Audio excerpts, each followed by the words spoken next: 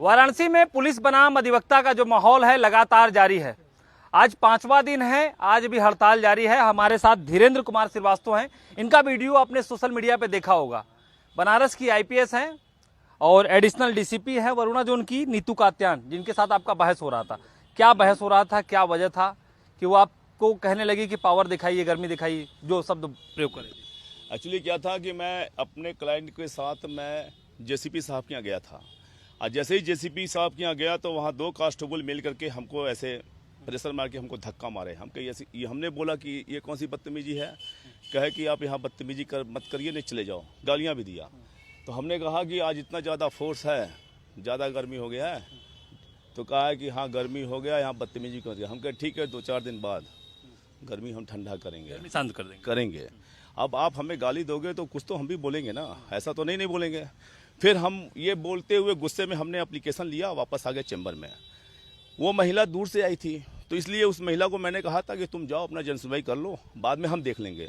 जब वो महिला गई, जनसुनवाई करी, जनसुनवाई करके जब बाहर आई तो उस कांस्टेबल ने मुझे मेरा नाम लेके उस महिला क्लाइंट से बोली कि क्यों तुम्हारा सीनियर जो है गर्मी ठंडा हो गया।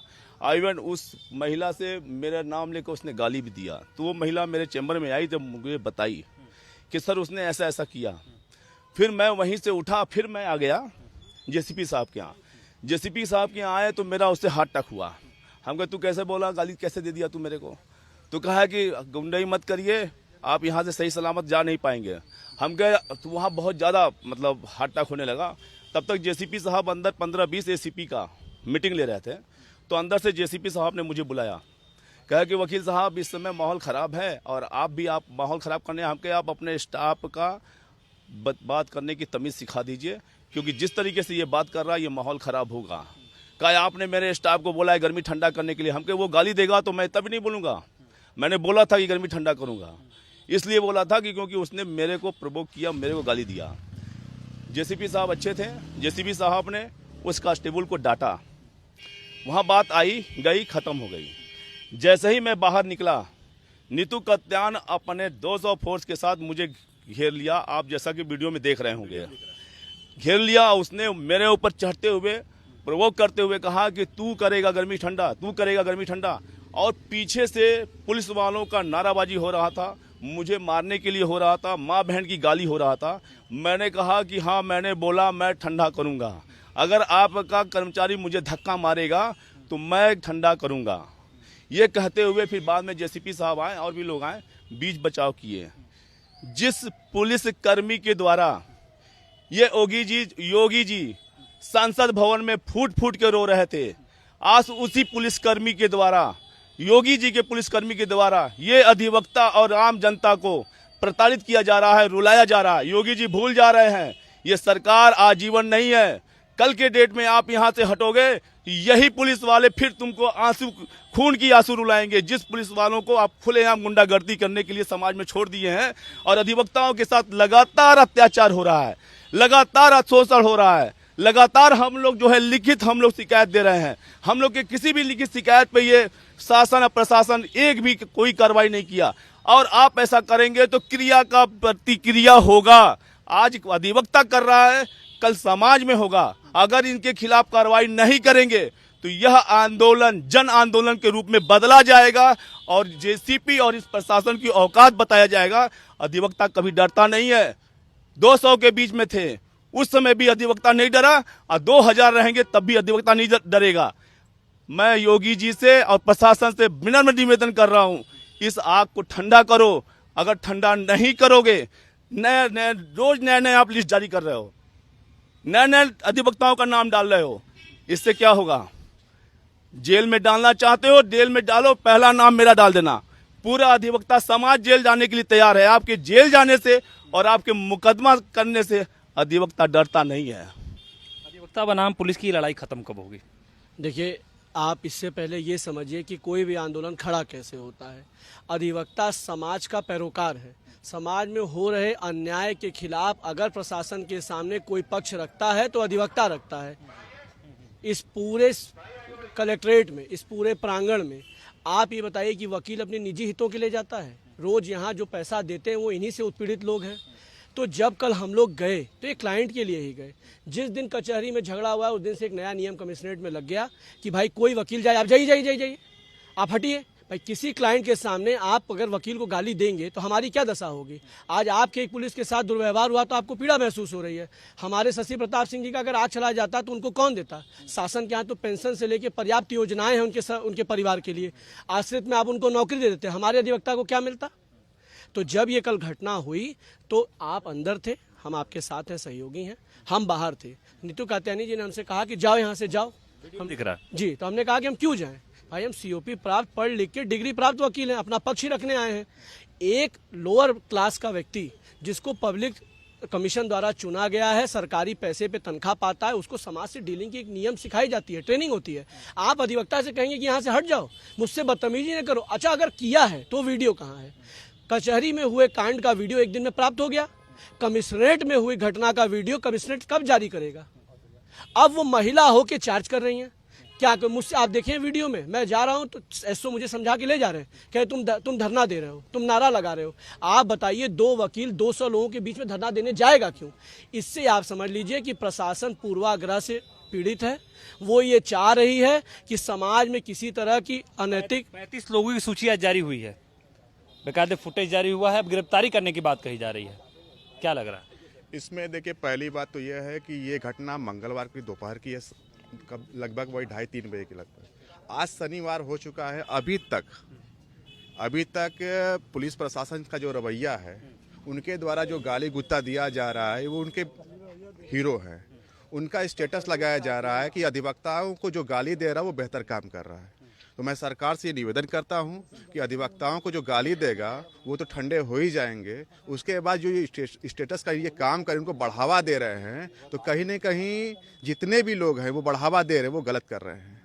एक महिला IPS अधिकारी वो खुलेआम, इंस्पेक्टर शिवाकांत मिश्रा, वो खुलेआम अधिवक्ताओं को गाली दिया जा रहा है, उसका वीडियो भी पूरी तरह वायरल हो रहा है। उसके बाद भी ये पुलिस प्रशासन एकदम हल्ला बोल कर रही है, अधिवक्ताओं को दबा रही है, मगर अधिवक्ता दबने वाले हैं नहीं, ना कभी दबे हैं ना कभी दबेंगे।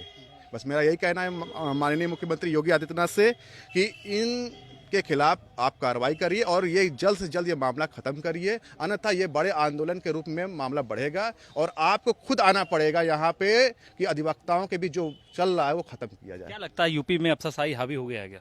बहुत ज़्यादा अभी इस सरकार में तो एक आम जनता के लिए आप लेकर चल जाए, आम जनता एक प्रार्थना पत्र लेकर के चल जाए तो उसका कोई सुनवाई नहीं होता है। अब सबसे बड़ी बात है कि यहाँ पर 392 के लिए 392 से लेकर 307 हर तरीके की लूट। अब पहले के समय में गुंडा ही होता था, ठीक है, सरकार में गुंडा जो बोलते हैं ना, जीरो टॉलरेंस नीति, ये लोग गुंडा को पूरा एकदम जीरो जड़ से खत्म कर दिए। मगर अब क्या है, वर्दी धारक गुंडे हो गए हैं ये लोग एक आम जनता के लिए। चलिए ठीक है, आप हम और आप हैं, जा करके आप समाज में किसी आम जगह चौपाल लगा के पूछ लीजिए कि पुलिस की क्या अभी क्या हालत है। ये वर्दी धारक गुंडे एक छोटे से छोटे प्रार्थना पत्र में यदि देखेंगे, इतने ज़्यादा एक आम जनता को इतना ज़्यादा त्राहिमाम है, त्रस्त है, व्यस्त है, आम जन आक्रोश है कि हद से ज़्यादा ये लोग शोषित कर रहे हैं, आम जनमानस को शोषित कर रहे हैं और पब्लिक किसी तरीके से बोल नहीं पा रही है, कोई क्वेश्चन करने वाला नहीं है। योगी गवर्नमेंट में आप देखेंगे कि ये क्या नाम है, पुलिस प्रशासन के पास पूरे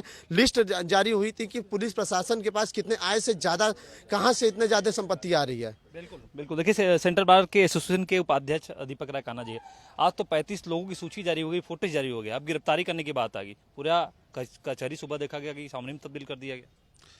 पुलिस पगला गई है, पुलिस मूर्ख है, जो गलती उसने किया है उसका दंड उसको समझ में आ रहा है। और हम तो उत्तर प्रदेश के पुलिस से आह्वान करते हैं, ये पूछना चाहते हैं और जानना चाहते हैं कि इस तरह का अराजक स्टेटमेंट वाराणसी CP द्वारा और उनके जो हमारी भाषा में छोट भैया टाइप के उनके यहाँ पुलिस है जिनकी कोई क्षमता ही नहीं है, वो भी माँ बहन की भद्दी भद्दी गाली और इस तरह का बिहेवियर कर रहे हैं। वकील का कोर्ट देख के ही वकील की गाड़ी सीज कर दी जा रही है, जहाँ 4 वकील खड़े हैं। मतलब इस कदर की स्थिति वाराणसी में है कि अधिवक्ता को देखते ही वो परेशान हो जा रहे हैं कि क्या करें। आज कुछ VIP मोमेंट्स हैं, बाहर मैं अभी आ रहा था तो देखा गाड़ियां दोनों साइड खड़ी थी।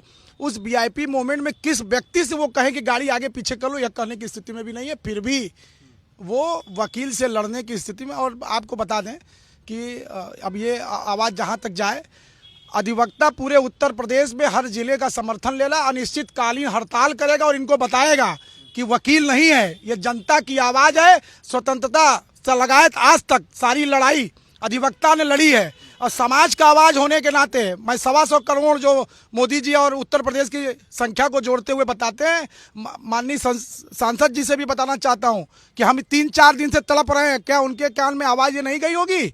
मुख्यमंत्री जी की आवाज कोई आज तक हमारे यहाँ फोन करके कि यहाँ बैठे हुए आला अधिकारी वो विधायक बैठे हुए, उनको भी पता नहीं चला कि अधिवक्ता इतना बड़ा जुलूस और इतने बड़े धरने पे बैठा हुआ है? कोई पूछने सीएम ब्रजेश पाठक का है कि चिन्हित किया जा रहा है, उनको जेल भेजा जाएगा जो दोषी है। हम लोग भी चिन्हित कर रहे हैं कि किसको वोट देना है, हम लोग भी चिन्हित करेंगे और वाराणसी का अधिवक्ता बताएगा कि सांसद कौन होगा अगला। ये मैं सेंट्रल बार उपाध्यक्ष होने के नाते बता रहा हूँ कि वाराणसी का एक एक अधिवक्ता बताएगा जो हमारे विषम परिस्थिति में रहेगा, हम उनके लिए वोट मांगने का काम घूम के करेंगे।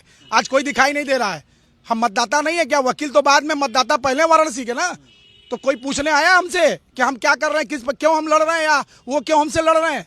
कोई बीच में बात करने नहीं आता। तो मैं शासन प्रशासन से बताना चाहता हूँ कि अधिवक्ता को किसी की आवश्यकता भी नहीं है। हम लड़ाई अपने से लड़ेंगे, अपने दम पे लड़ेंगे। जब हमारे में ताकत होगी तो हम आपको भी झुकाएंगे और आप भी हमारे पास आएंगे, और जब उस समय आएंगे तो हम बताएंगे कि हम आपको नहीं, हम जो चाहेंगे उसको बनाएंगे। ये भी बड़ा को बता देना चाहता हूं। दोनों लोग कानून के रखवाले हैं, आप बार के पदाधिकारी भी हैं, सुझाव क्या होना चाहिए? खत्म होगा लड़ाई या बढ़ेगा? हम पहले दिन से कर रहे हैं। हमारे अध्यक्ष महामंत्री ने डर के नहीं बोला था, पुलिस प्रशासन ने बोला था कि हम आपके साथ बैठ के बात करेंगे, FIR दर्ज करने से पहले चिन्हित करेंगे, आपसे वार्ता करेंगे, तब FIR करेंगे। आप FIR लिख करके फिर हमसे वार्ता कर रहे हैं, फिर सेकंड डे आपकी CP का बयान आता है कि हम अग्रिम कार्रवाई करेंगे। हम मूर्ख हैं? हम बाहर के 10,000 वकीलों के नेता हैं हम लोग। हम आपको मौके पे बैलेंस करने के लिए डिसीजन लिए कि यहाँ अफरा तफरी का माहौल होगा, आम जनमानस प्रभावित होगा, तो उसका आप व्यापारीकरण कर रहे हैं, हमारे साथ नेतागिरी कर रहे हैं। आपके सारे बनारस से लेकर उत्तर प्रदेश के पुलिस अपने वॉलपेपर पे कात्यायन का फोटो लगा के आप हमको धमका रहे हैं। क्या बताना चाहते हैं आप हमको? आपको नहीं पता है आपकी जितनी संख्या उसकी चौगुनी संख्या मेरे प्रदेश में केवल स्टाम्प बेचने का काम करती है। उनसे बता दीजिएगा, जितने लोग पूरे लोग ड्यूटी करते हैं उतने हमारे यहाँ स्टाम्प बैठ करके बेचते हैं उतने लोग। और उनकी संख्या की बात आएगी तो हमारी इतनी डीपी लगेगी कि उत्तर प्रदेश के पुलिस की साइट बंद कर दी जाएगी। ये स्थिति आ जाएगी। दरोगा के साथ जो हुआ ठीक हुआ? दरोगा जैसा किया था उसका क्रिया का प्रतिक्रिया उसे मिला, इसमें कोई दो राय नहीं। इसको हम कहने में अब हटेंगे नहीं क्योंकि बहुत हो चुका। लड़ाई थी ही नहीं हमारी। हम 15 घंटा वकील की गिरफ्तारी के लिए मांगे थे, पुलिस ने एक नई स्टोरी क्रिएट करके हमें ही मुलजिम बना दिया। आप कह दिए होते कि हमें गिरफ्तारी नहीं करनी, हम उसी समय समझौता कर लेते। मारपीट करने वाले कौन थे, आपको क्या लगा? मारपीट करने वाले इनका झगड़ा बाबू से हुआ। 40 मिनट का इनके पत्नी का बयान है कि 40 मिनट कमरे में बंद थे। तो पुलिस कर क्या रही थी 40 मिनट? आप स्टोरी क्रिएट कर रहे थे क्योंकि 15 घंटे का समय आपको दिया गया था पुलिस की गिरफ्तारी करने के लिए। तब हमारी गिरफ्तारी के लिए आपने FIR लिखने का प्रयास करने, डकैती, 7CLA, लूट, धारदार हथियार सब लगा दिए। तहरीर शून्य है, फुटेज में कोई बरामदगी नहीं है, कहीं कुछ भी दिखाया नहीं गया है। मेडिकल तो शून्य है, कहीं कुछ भी नहीं है। इनका साजिशन पुलिसिया दबाव देकर के वकील को झुकाने का कोशिश, जो इतिहास में दर्ज है। आज तक वकील झुका उका नहीं है। सत्ता सरकार को भी झुकनी पड़ती है और आला अधिकारी तो हमारे आगे पीछे चलते हैं, पूरा चला आ रहा है। अब पुनरावृत्ति नहीं होगा। अब वकील के साथ पूरे उत्तर प्रदेश में अत्याचार नहीं होगा। इस मीडिया के माध्यम से मैं बताना चाहता हूं, सत्ता सरकार के बैठे लोग और यहाँ बनारस से जो बड़े बड़े अधिकारी बैठे हैं, बड़े बड़े विधायक बैठे हैं, उनको खुला चेतावनी देना चाहते हैं कि अधिवक्ता के लिए लड़ी हुई लड़ाई ये पूरे प्रदेश में चलेगा। अनिश्चितकालीन हड़ताल होगा और अधिवक्ता अपनी ताकत, अपनी संख्या सहित कंप्लेंट भी दर्ज होने जा रहा है। मैं आपको बता दूं, इनकी जांच होगी संपत्ति की और कंप्लेंट एक एक पुलिस वाले के हर जिले में होगा। देखते हैं कितना FIR लिखोगे तुम। अगर हमारी कलम में ताकत है, हम कलम के सिपाही हैं, हम अराजक नहीं हैं। अगर आप अराजक हो तो यह साबित करना पड़ेगा कि वाकई में अराजक है कौन, अधिवक्ता अराजक है या पुलिस अराजक है। यह स्पष्ट करना पड़ेगा क्योंकि अब हमारी अस्मिता की सवाल फंस गई है। क्योंकि CP महोदय ने अधिवक्ता को अराजक शब्द, असामाजिक शब्द का उद्बोधन किया है। तो मैं बता देना चाहता हूं उत्तर प्रदेश के पुलिस को कि अधिवक्ता अराजक नहीं है, कलम का सिपाही है। कलम का सिपाही था, रहेगा और उत्तर प्रदेश के हर अधिवक्ता उनको बताएगा। तब आपको पता चलेगा कि कलम की कितनी बड़ी ताकत होती है। माहौल खत्म होना चाहिए या फिर ऐसे ही जारी रहेगा? कैसे खत्म होगा माहौल? जो स्थिति परिस्थितियां दिख रही हैं कि आपको शायद जानकारी होगी कि देश स्वतंत्रता जब स्वतंत्रता की देश को जरूरत पड़ी थी तो सर्वप्रथम अधिवक्ता ही समाज स्वतंत्रता के आंदोलनों को आगे बढ़ाया। और जहां तक अभी कल एक महोदया आईपीएस महोदया ने एक बात कही हमारे सीनियर अधिवक्ता को कि आपकी गर्मी ठंडा कर देंगे, तो उनको मैं आपके चैनल के माध्यम से बताना चाहता हूं कि गर्मी को झेलने का काम सिर्फ अधिवक्ता करता है, और कलम की जो गर्मी होती है जब वो चलना शुरू होगी तो पूरे उत्तर प्रदेश से लेके पूरे भारतवर्ष में जब कलम की गर्मी चलना शुरू होगी तो पूरे सबको ठंडा एक एक व्यक्ति को चिन्हित करके प्रशासन के लोगों को चेतावनी दे रहा हूं आपके टीवी के चैनल के माध्यम से कि कलम की गर्मी जब होती है, उसकी जो गर्मी होती है, कलम की गर्मी से देश आजाद हुआ था और कलम की गर्मी से सत्ता परिवर्तन होगा। ये संकल्प हम अधिवक्ता पूरे उत्तर प्रदेश में सड़कों पर जल्द ही उतरने जा रहे हैं। ये उनका भ्रम है कि अधिवक्ताओं को दबा दिया जाएगा, कुचल दिया जाएगा।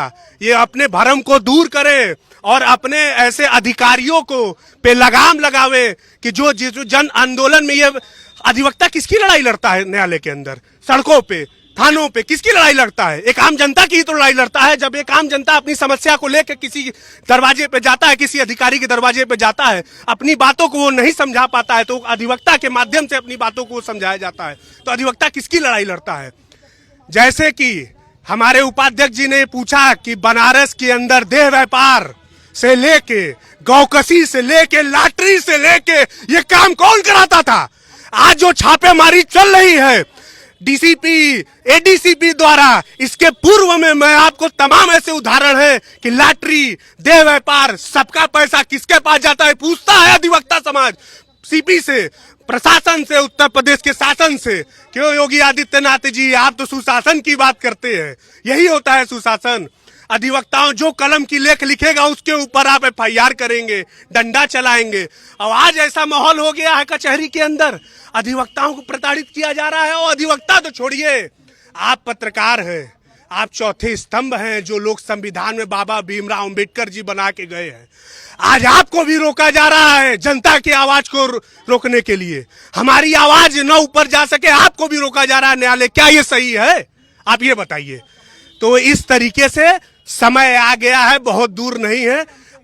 मैं आपको चैलेंज दे रहा हूं और वाराणसी के पुलिस प्रशासन को चेतावनी दे रहा हूं कि अधिवक्ता सत्ता परिवर्तन की ओर बढ़ गए हैं। अब जन आंदोलन का रूप ये जल्द लेगा। और जो 10 पास करके आ रहे हैं, 12 पास करके आ रहे हैं, वो कोर्ट, हम लोग अपने न्यायालय के ऑफिसर ऑफ द कोर्ट हैं। मुर्गी मुर्गा नहीं है हम लोग कि दबा दिए जाएंगे, कुचल दिए जाएंगे। महात्मा गांधी से लेके इस देश में जितने लोगों ने स्वतंत्रता दिलाई, हर वो एक आदमी अधिवक्ता है। और अधिवक्ता समाज का प्रतिनिधित्व करता है, क्योंकि ऐसे जनप्रतिनिधि जो मर गए हैं, जो अधिवक्ता भी हैं, उनकी बोली आज के समय नहीं निकल रही है। सवाल यही है कि माहौल ठंडा होगा या फिर ऐसे बना रहेगा?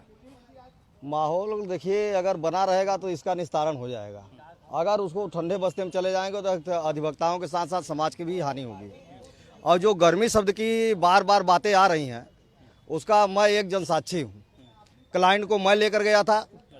ये शब्द, गर्मी वाली शब्द जो है, पुलिस की तरफ से आई है, न कि अधिवक्ता शब्द से। मैं लेकर गया था, हमको धक्का देकर रोक दिया कांस्टेबल। हमने कहा तो कहे अभी गर्मी उतार देंगे। अभी 2 लोग आए थे यही एप्लीकेशन लेकर के, उनकी गर्मी उतर गई। हमने कहा ठीक है, तो ये बात हमारे आप तक रहे तो अच्छी है, ये शासन तक न जाए तो अच्छा है। उसने कहा हाँ जाइए, जो करना है कर लीजिए। मैंने आया, अपने सीनियर अधिवक्ता धीरेन्द्र श्रीवास्तव से बताया कि कांस्टेबल जो हाई स्कूल, ग्रेजुएशन, इंटर कुछ भी करके आता है, इस तरीके से बदतमीजी और गर्मी शब्द उतारने की बात कर रहा है, तो हमारा अधिवक्ता समाज क्या इतना नपुंसक है या इतना हम लोग कमज़ोर है लिखने पढ़ने में कि अपनी लड़ाई नहीं लड़ पाएंगे तो जनता की लड़ाई कैसे लड़ पाएंगे?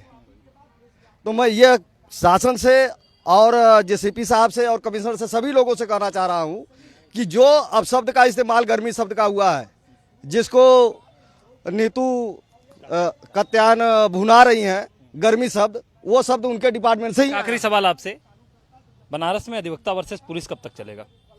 अधिवक्ता पुलिस तब तक चलेगा बनारस कचहरी में जब तक प्रशासन चाहेगा, क्योंकि हम किसी से कमजोर या किसी से दबने वाले नहीं हैं। वो जिस तरीके से समझेंगे जैसे चाहेंगे वैसे समझा दिया जाएगा, क्योंकि हम लोग पढ़ लिख के आते हैं और अधिवक्ता समाज किसी से कमज़ोर नहीं है। हम जिस तरीके से कचहरी में लड़ते हैं उसी तरीके से कचहरी के बाहर भी लड़ना जानते हैं, इसलिए हम ज़्यादा बोलना नहीं चाहते हैं। जो पुलिस प्रशासन कलम छोड़ के तलवार उठा रहे हैं आप लोग। अगर जरूरत पड़ेगी तो उठाना पड़ेगा, हम लोग तैयार हैं उठाने के लिए। जिस तरीके से उन लोगों ने बात को बढ़ाना शुरू किया है, प्रशासन आज तक बढ़ा रहा है। स्टार्टिंग दौर में जब ये सब हुआ, अधिवक्ता चाह रहा था कि सारे मामले को ख़त्म कर दिया जाए। हम लोग की जो संगठन है, हम लोग का जो बार है, वो वार्ता भी कर रहा था, जाकर उनके कार्यालय में मिल के बात कर रहा था, चाह रहा था कि बैठ के बातचीत करके सारे मामले का हल हो जाएगा। लेकिन यहाँ से कोई मामले का हल हुआ नहीं। आज भी जब लोग गए हैं बातचीत करने के लिए, उधर से ऐसा व्यवहार आया है खुल के सामने कि अब अधिवक्ता समाज बैठ के बात करने के मूड में नहीं है।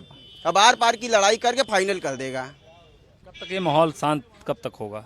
आप लोग अधिवक्ता हैं और लगातार कानून के रक्षक दोनों पक्ष है, शांत कैसे होगा? जब तक ये झुकने के लिए तैयार नहीं है तो हम लोग भी झुकने के लिए तैयार नहीं है। अगर ये टेबल पे आके बैठते नहीं हैं, आज जैसे 35 लोगों का लिस्ट ये जारी किए हैं, ये आग में घी डालने का काम कर रहे हैं और ये आंदोलन और उग्र होगा। अगर ये नहीं समझते हैं तो इनको समझाने का भी कार्य हम लोग करेंगे।